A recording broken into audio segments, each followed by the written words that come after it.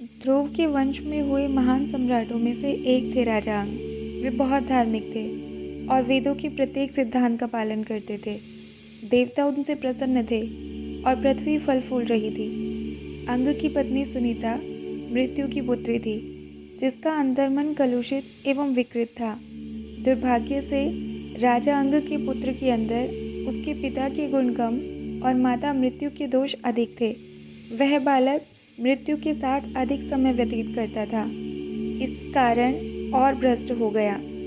बालक का नाम वेन था। वेन राजा बना तो राज्य की कानून व्यवस्था में कपट समाहित हो गया। वेन ने वैदिक संस्कारों और विचारधारा को ध्वस्त कर दिया, यज्ञ आदि पर प्रतिबंध लगा दिया। जो यज्ञ करता वेन उसे दंडित करता था। उसने स्वयं को एकमात्र देवता बताकर भूलोक में अपनी पूजा करने पर लोगों को विवश कर दिया। उसका अत्याचार बढ़ा तो सप्त ऋषियों ने उसे व्यवहार में सुधार करने की सलाह दी और कहा कि वह शास्त्र परंपरा को फिर से स्थापित करके ब्रह्मा, विष्णु और शिव की सर्वोच्चता को स्वीकार करे।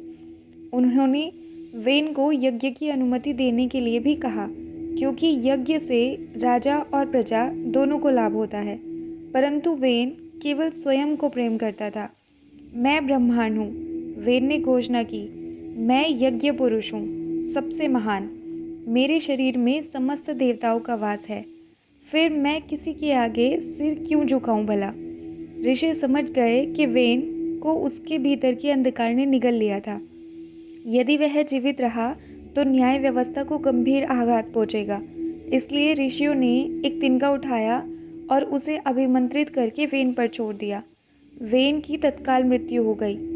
सप्त ऋषियों ने एक समस्या तो दूर कर दी थी, किंतु इससे दूसरी समस्या उत्पन्न हो गई। उन्होंने पृथ्वी को अत्याचारी वेन से मुक्ति तो दिला दी थी, किंतु साथ ही पृथ्वी को राजा से विहीन भी कर दिया।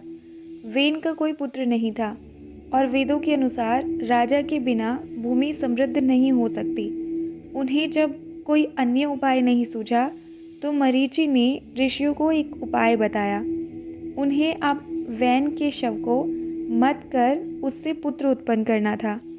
ऋषियों ने वेन के शव की दाहिनी जांघ को मतना शुरू किया तो उससे एक कुरूप प्राणी उत्पन्न हुआ, चंद्र रहित काल रात्रि जैसी त्वचा वाला एक बौना। अत्रि ने बताया कि वेन के भीतर जितना भी तामसिक तत्व था वह सब इस भयानक रूप में प्रकट हुआ था। ऋषि ने जोर से कहा, निषद, जिसका अर्थ था बैठ, किंतु वह बोना बाहर आ गया।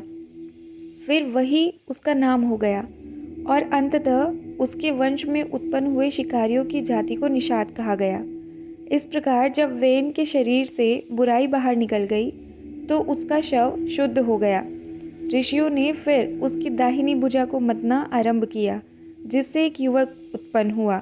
वह युवक दैप्यमान कवच पहने था, जिसकी आभा को देखकर सप्त ऋषियों की आंखें भी चौंधी आ गई। मरीचि ने भूलोक के इस नए राजा को नाम दे दिया पृथु। पृथ्वी आनंदित हो उठी। महासागरों और नदियों ने उसका अभिषेक किया तथा उत्तम किस्म की मूंगे और रत्न भेंट किए। ब्रह्मा स्वयं पृथु को मुकुट पहनाने पहुँचे। उन्होंने पाया कि पृथु के शरीर पर जन्म से ही सुदर्शन चक्र का चिन्ह था। आपके सम्राट पर विष्णु की कृपा है, उन्होंने कहा। ये प्रथम चक्रवर्ती सम्राट होंगे, चारों दिशाओं के स्वामी। अपनी बात को सिद्ध करने के लिए ब्रह्मा ने पृथु को अश्वमेध यज्ञ करने की आज्ञा दी। इसके लिए एक शाही अश्व को भूलोक पर विचरण करने के लिए खुला छोड़ दिया गया।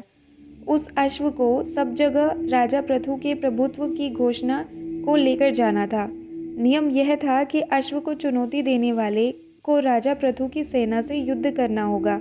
पृथु मान गए और घोड़ा निकल पड़ा। दुर्भाग्य से इस यज्ञ से एक व्यक्ति को ईर्ष्या हो रही थी। इंद्र ने पृथ्वीवासियों को किसी मनुष्य से इतना प्रेम करते कभी नहीं देखा था। ब्रह्मा को किसी नश्वर प्राणी की ऐसी पूजा करते भी कभी नहीं देखा था। इंद्र को भय सताने लगा कि कहीं यह नया राजा अपने लोक से असंतुष्ट होकर और लोगों की प्रशंसा पाकर इंद्रलोक को छीनने का प्रयास न करने लगे। इंद्र इस बात से इतना घबरा गए कि उन्होंने एक अकल्पनीय कृत्य कर डाला। इंद्र ने पृथु का अश्वमेघ यज्ञ का घोड़ा चुरा लिया। पृथु को जैसे ही सूचना मिली, उसने अपनी सेना को देवराज को मार देने का आदेश दिया। पृथु के पराक्रम पर प्रश्न लगाया गया था और उसे यह बात पसंद नहीं आई। राजा पृथु की सेना ने आक्रमण कर दिया, किंतु इंद्र ने पहले ही रक्षा का उपाय सोच लिया था। वे अपने शरीर पर भस्म लगाकर साधु के वेश में सेना के सामने खड़े हो गए। सैनिक साधु पर हमला करने से डरते थे, इसलिए तुरंत पीछे हट गए। देवराज की इस चालाकी के बारे में जानकर पृथु का क्रोध फूट पड़ा। उसने देवराज की हत्या करने का निर्णय लिया, किंतु ऋषियों ने उसे रोक दिया। आपको इंद्र से लड़ने की आवश्यकता नहीं है। हम यहाँ मंत्रों का जाप करेंगे और उसी की शक्ति से इंद्र यज्ञ वेदी तक खींचे चले आएंगे। हम उन्हें यज्ञ की आग में खींच लेंगे और फिर जलकर उनकी मृत्यु हो जाएगी। मंत्रोच्चारण शुरू हुआ और जैसे ही वे अंतिम आहुति देने वाले थे, ब्रह्मा प्रकट हो गए। इंद्र उनके प्रपौत्र थे, इसलिए उन्होंने पृथु से इंद्र को क्षमा करने का अनुरोध किया। इसी बीच चारों कुमार ऋषि भी आ गए और उन्होंने भी पृथु को हिंसक क्रम के साथ शासन आरंभ करने से मना किया। अश्व को विधिवत वापस प्राप्त कर लिया गया और अश्वमेध यज्ञ पूर्ण हो गया। परंतु इससे पहले कि पृथु प्रसन्न हो पाता, एक और बड़ा संकट सिर उठाने लगा। प्रजा ने पृथु को बताया कि पृथ्वी ने भोजन का उत्पादन बंद कर दिया था। जड़ें मुरझा रही थी और पेड़ फल नहीं देते। जानवर मर रहे थे और इंसान भुखमरी का शिकार हो रहे थे। राजा पृथु ने दुविधा से सप्त ऋषियों की ओर देखा तो ऋषियों ने गंभीर स्वर में समझाया, यह तो होना ही था। वेन की मृत्यु और आपके राज्याभिषेक के बीच काफ़ी समय बीत गया है। प्रकृति का नियम कहता है कि राजा न हो तो भूमि कुछ नहीं देती। चूँकि भूलोक कुछ समय के लिए शासक विहीन रहा, इसलिए सारी वनस्पति सूख गई है। धरती अधर में लटक रही है और कुछ भी अंकुरित नहीं होता। भूलोक ने सब अपने भीतर छिपा लिया है।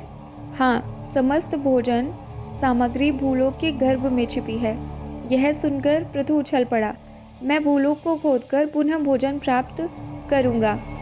पृथु ने जैसे धनुष चढ़ाया, राजसभा भयभीत हो गई। अगर भूलोक हमें जीवित रखने में असमर्थ है तो उसके जीवन का क्या लाभ।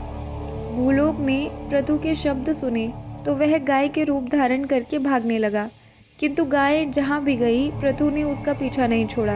वह हाथ में बाण लिए गाय को मारने की धमकी देता रहा। अंत में थमकर पृथ्वी ने उससे याचना की, तुम मुझे क्यों मार रहे हो? मैं तुम्हारी माँ के समान हूँ। मुझे मारने से तुम्हें पाप लगेगा। यदि तुम मुझे नष्ट कर दोगे तो मानव जाति रहेगी कहाँ? तुम पर श्री हरि की कृपा है और सबकी रक्षा करना तुम्हारा कर्तव्य है और पोषण करना आपका कर्तव्य है, किंतु आपने भोजन छिपा रखा है। क्या हो यदि सूर्य और चंद्र भी आपका अनुसरण करने लगे और अपना प्रकाश छिपा ले? क्या हो अगर आपकी तरह तत्व अपना कर्तव्य का त्याग कर दे? कैसे कार्य करेगा ब्रह्मांड? यदि आप धर्म का त्याग कर सकती हैं तो मैं भी कर सकता हूँ। आपके कारण मेरे लोग मर रहे हैं, इसलिए मैं आपको मार दूंगा। आपका उदर भेद कर उसमें छिपे संसाधनों को बाहर निकाल लूँगा। भूलोक ने कहा, मैंने कभी अपनी संपत्ति को साझा करने से मना नहीं किया। यहाँ तक कि जब स्वर्ग लोक में देवता भूखे थे तब भी मैंने सभी को यथासंभव भोजन उपलब्ध करवाया, परंतु मैं केवल राजा के होने पर ही भोजन प्रदान कर सकती हूँ। राजा की उपस्थिति अनिवार्य है।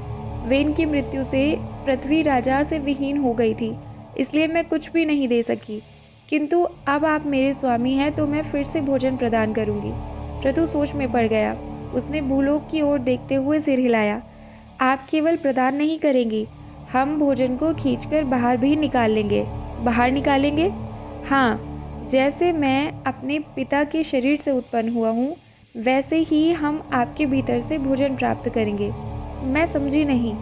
राजा पृथु इस नियम पर विचार कर रहा था कि पृथ्वी केवल राजा की उपस्थिति में ही भोजन प्रदान कर सकती है।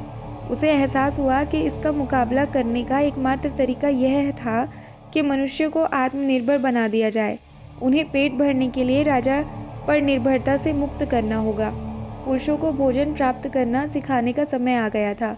भूलोक द्वारा दिए जाने वाले भोजन के अतिरिक्त पृथ्वी के गर्भ से भोजन को पैदा करना भी सीखना होगा, और भोजन इस तरह पैदा करना होगा कि यह चक्र समाप्त न हो। पृथु के चेहरे पर मुस्कान आ गई। आप ठीक कहती हैं, मुझे भगवान विष्णु का आशीर्वाद प्राप्त है, इसलिए मुझे रक्षा करनी चाहिए। उसने धनुष की डोर खींची और बाण छोड़ दिया। भूलोक की यात्रा करके उस बाण ने पहाड़ों को समतल कर दिया और मैदानों का निर्माण किया। पृथु ने भूलोक का दोहन करके उससे बीज प्राप्त किया। उसने निर्देश दिया और जल्द ही सबने मिलकर भू क्षेत्रों को खेतों में बदल दिया। उन्होंने बस्तियों का निर्माण किया और पशुओं को पालन आरंभ कर दिया। मानव जाति अब खेती करने लगी थी। वह अनाज और धान उगा रही थी और फसल की कटाई कर रही थी। भूलोक समृद्ध था, किंतु मनुष्य निष्क्रिय नहीं बैठा था। पृथु ने भूलोक को बदल कर रख दिया था। उसने कृषि का आरंभ किया। तब भूलोक ने चक्रवर्ती सम्राट पृथु के नाम से अपना नया नाम पाया, और वह था पृथ्वी।